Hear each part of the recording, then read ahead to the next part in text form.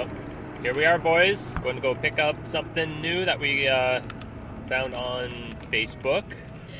Yay! It's just cold. Cold start. Yeah, so a camper trailer, pop-up camper trailer. Supposedly it's got a bad roof or something, so it's just given away for free.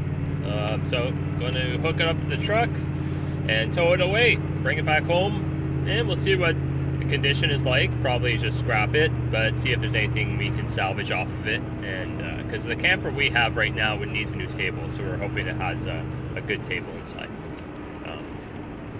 And anything else we can take off of it, and maybe even sell, or probably thinking that the whole base, maybe you could turn that into like a little utility trailer. I know a lot of people do that. We'll see how the tires are and stuff like that. So I'm gonna go there now. It's like super close, so I didn't even bring any lights or anything. I'm just gonna take all the back roads home, take all the dirt roads home, so that really helps. And yeah, see what it looks like. Let's go take a look.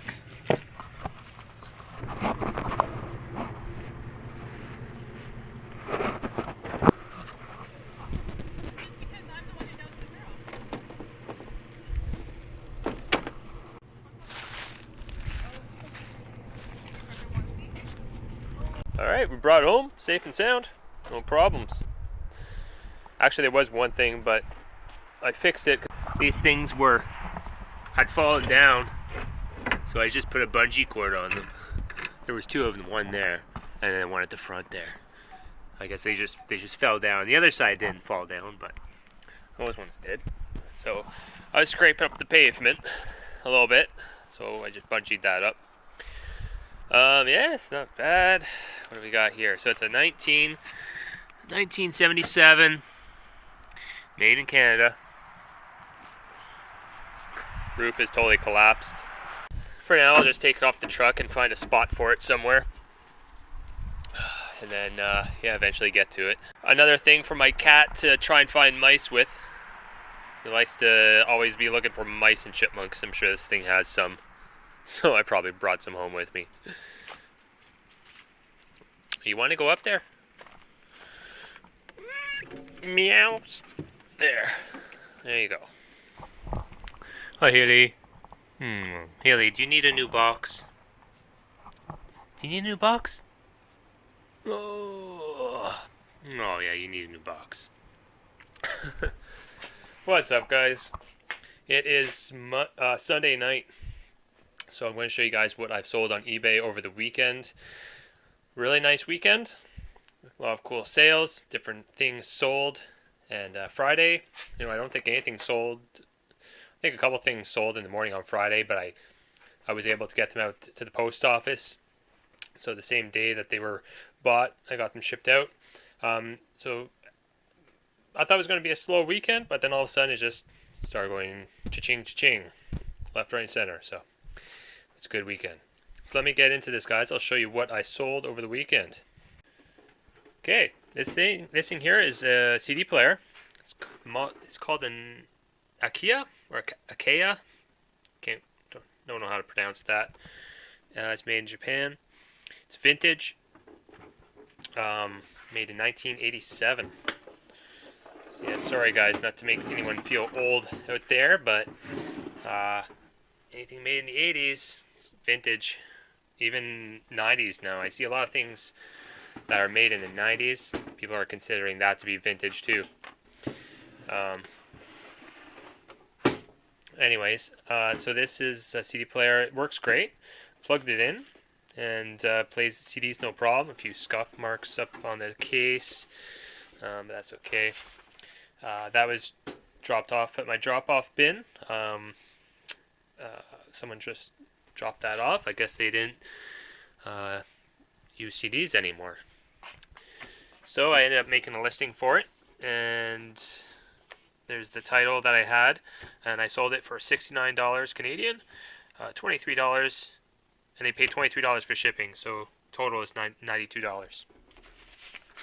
That is going to Quebec. There's that.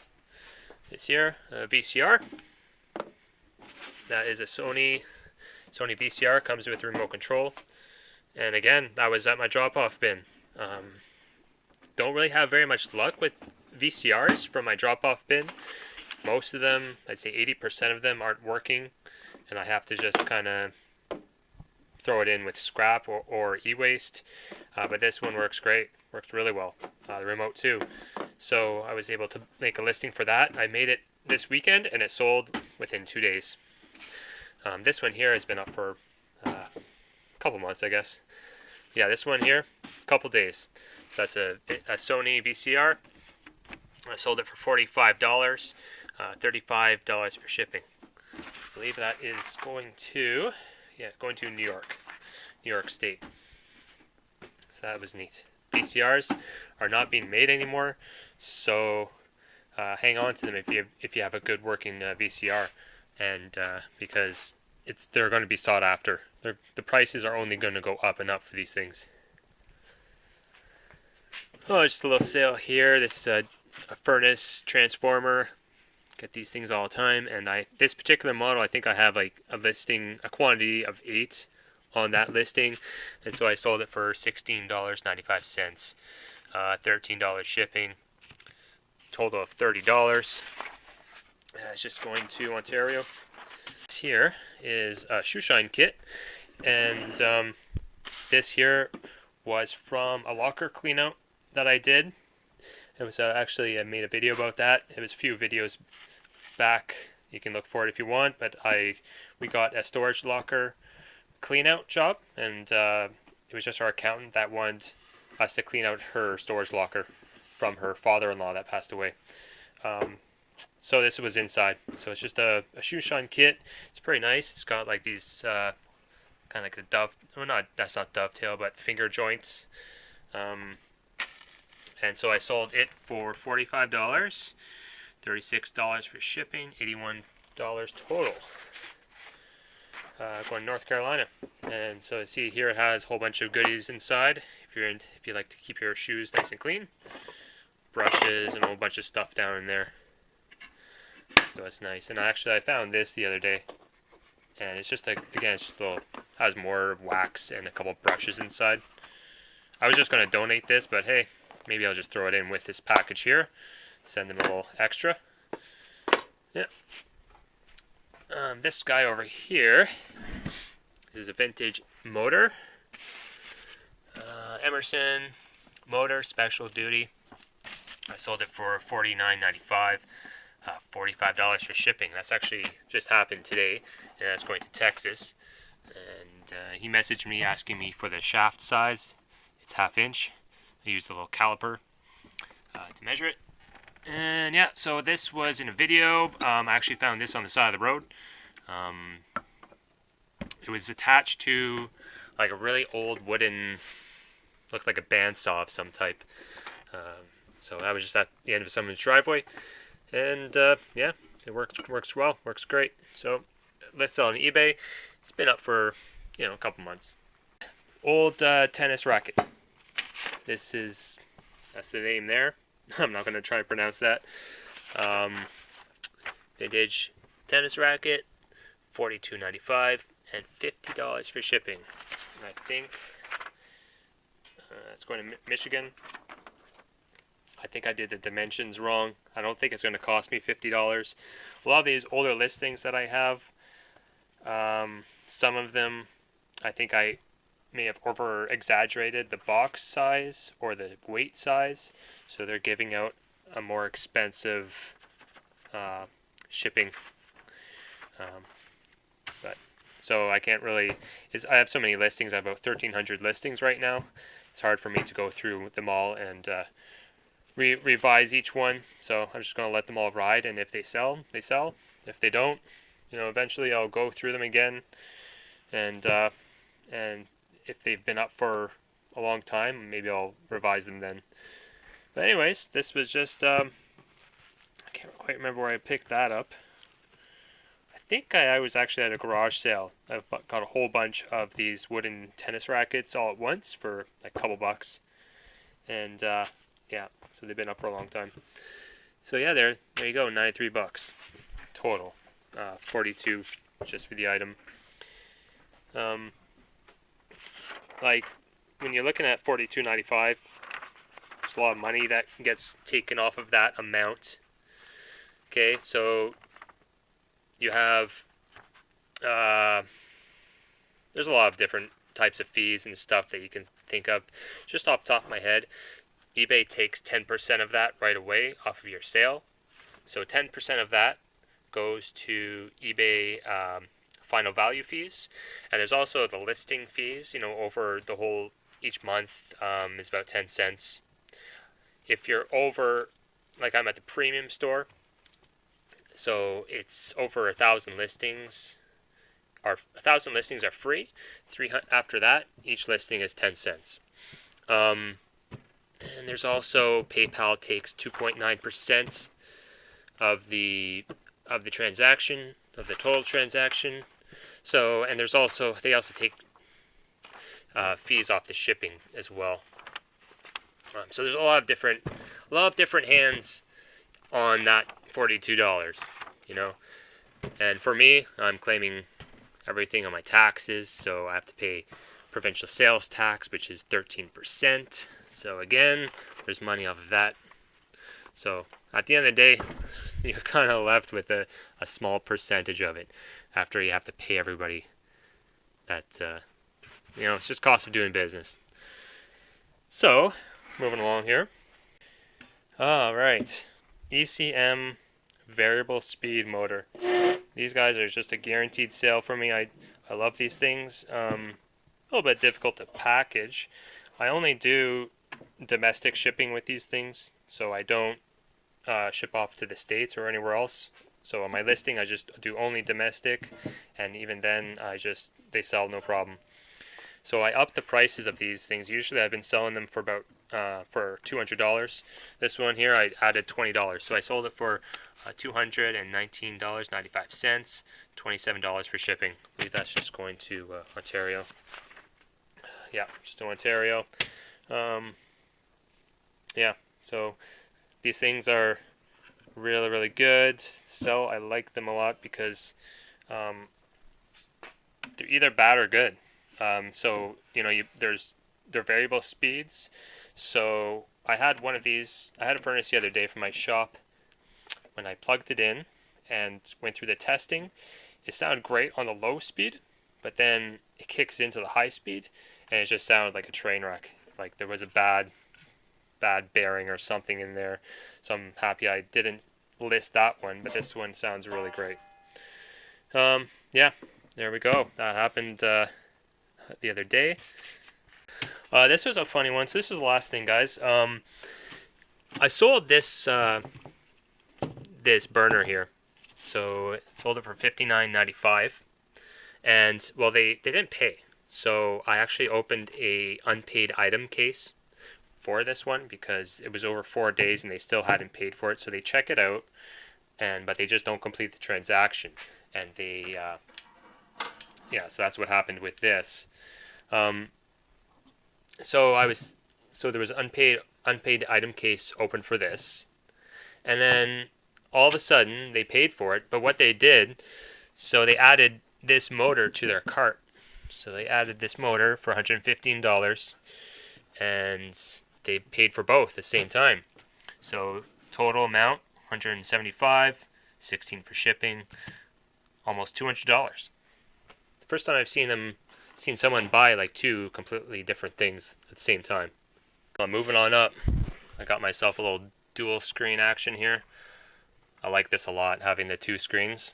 Really easy to set up too.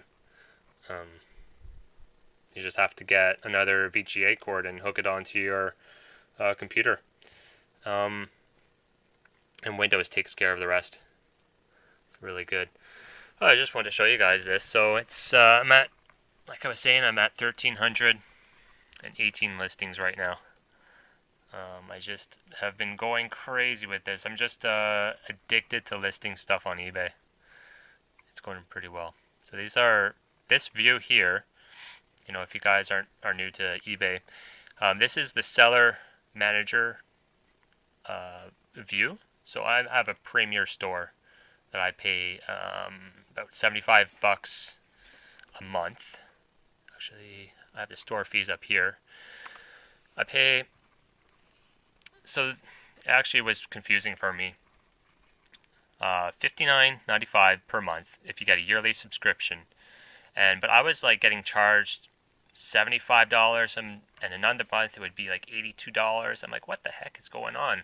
Well, this is actually American, so it was actually the conversion rate between Canadian and American. So I was just really confused. Like, so that's, if you're Canadian, that's what's happening. So you're going to be charged the conversion, which is around like $75 or so. I'll show you guys this here. So it's like, yeah, wow, making a lot of money, right?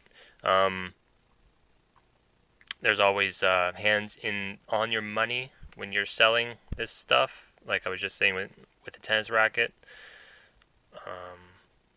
you do have to pay people. You have to pay eBay, and you have to pay the tax man eventually. This is my invoice for November.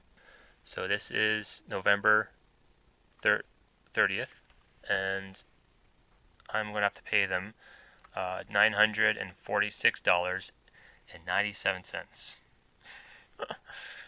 That's the biggest one I've ever had to pay. It's never been that big. Actually, here, I'll show you. Yeah, so there we go. That's this month, $946. Last month was $819. September, August, July, June, May.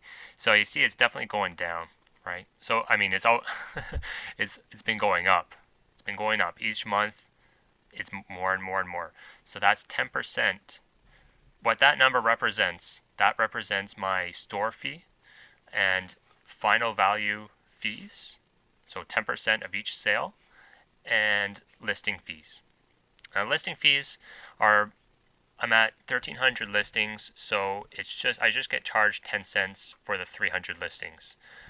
So it's like $30, about that. Yeah, so that's what those numbers are.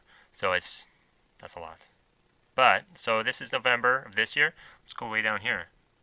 That's November of last year. So that's, November I think is the busiest season I have. Biggest month I have. Busiest month I have. That's December of last year. And, yeah. There's July of last year. $257. This year, $600. So I'm definitely making more money. It's going up and up, which is great. It's what I want. Yeah, so that's all the fees. So if you're going to get into this big time, you gotta take this into account. I look at eBay the same way I look at a shopping mall. You know, if you want to have a store inside of a shopping mall, because, you know, if you're in a shopping mall, supposedly there's like lots and lots of traffic, you know, so you have to pay rent. So that's what I look at eBay store, is this number is just rent. That's what it is. Instead of having a storefront where you have to have so much overhead, well, that's my overhead right there, $946 for this month. And hey, I think it's a lot less risk involved than having a real brick and mortar type store. Hey guys, just left the house. I'm going to the post office. I got all these packages here that I showed you yesterday, but what I sold, and I'm going to ship them out today. And I've sold a whole bunch more today. Man, it just keeps going and going. And I hope you guys don't think that I'm bragging about the stuff that I show you, but what I sell.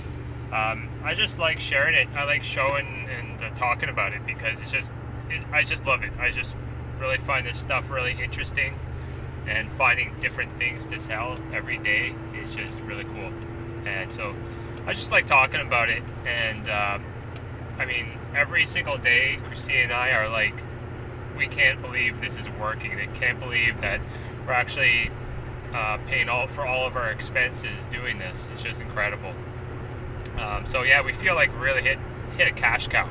That's what we feel like right now. I just turned on the camera too because I just wanted to mention a couple other things that I sold over the weekend, and but they were local pickups. I had a guy buy a hot water tank motor, and he bought it for 70 bucks. Paid with through PayPal, but for a local pickup. And he lives in Montreal.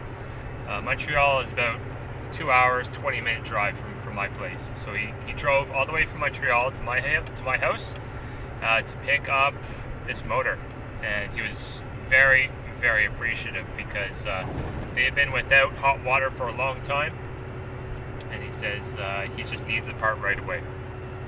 So that was really neat, and he was a nice guy to chat with. Same day, I sold a motorcycle chain. It's for like a Yamaha motorcycle of some sort, and it's the drive chain. It's actually new. That was my phone. It was new in the bag, new in box, and it's pretty expensive chain. I sold it for 70 bucks, and this chain, so the guy came and picked it up, and he was a cool guy to chat with, and he left. But yeah, this chain, I got all these motorcycle parts at my drop-off bin a long time ago. It was before I was doing YouTube, and yeah, it was very weird. So I go to the drop-off bin one day, and there's 3 or 4 boxes of motorcycle parts. And it's all a lot of brand new stuff, and I started going through it and looking at it, and it's like, wow, there's some serious value in this stuff. I just found it very odd that someone would drop off a whole bunch of motorcycle parts. It was just like stuff was used, some stuff was used, other stuff was new in box, and I listed it all, and I was making some good money from it. On one of the boxes, it had the person who ordered it. It had his name and his address. So I got a little bit curious. I was like, why would this guy drop off all this stuff? Well, it turns out I looked at the name and it rang a bell. I was like, I recognize that name from somewhere. I don't know where. So I Googled it, and sure enough, a news story came up about this young man who died in a motorcycle accident. And so, you know, I don't know, it just kind of affected me a little bit. You know, you read these stories in the newspaper all the time. This was a local guy to my area. And so yeah, you read about these stories in the newspaper all the time, and you don't really give it a second thought. But it kind of connected to me, and you know, I think what bothered me is that I could envision the family, you know, kind of going through his stuff, and you know, having to bring their loved one's stuff to donate. So yeah, they dropped off all the stuff in my bin. So yeah, it just kind of affected me a little bit.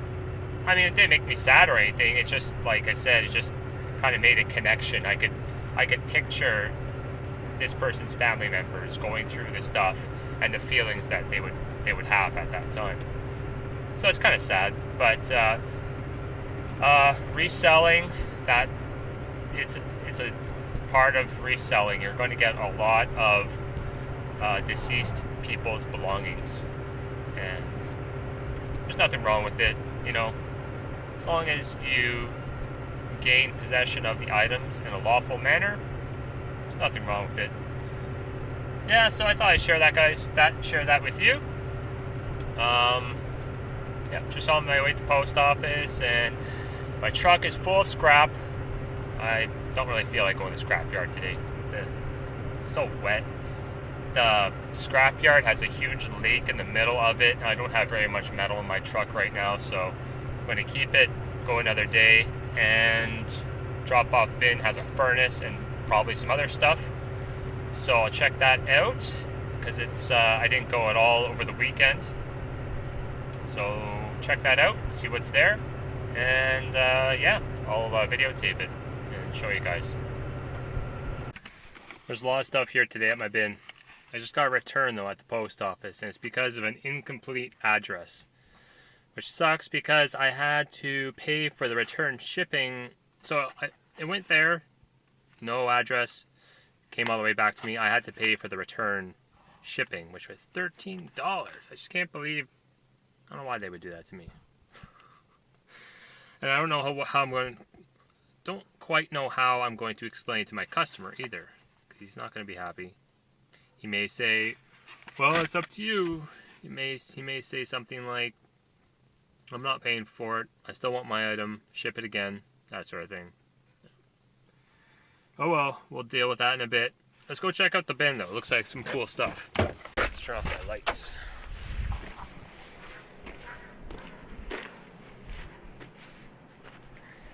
Wow. Rotors for days and days. I wonder what's back there. Oh, it looks like an old printer. I don't know what this. Oh my gosh, is that scale? Oh, it's that stove. That was scale for a second. That's the furnace. And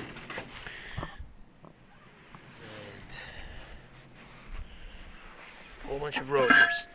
1, 2, 3, 4, 5, 6. Some other stuff in there. Okay, well, 2 microwaves as well. I'll get those loaded up. And we got a calculator, a lamp, there's a submersible pump. Well, I'm going to get this all into the truck. This is my scrap right now. And I'll let you know if there's anything cool in that blue bin back there.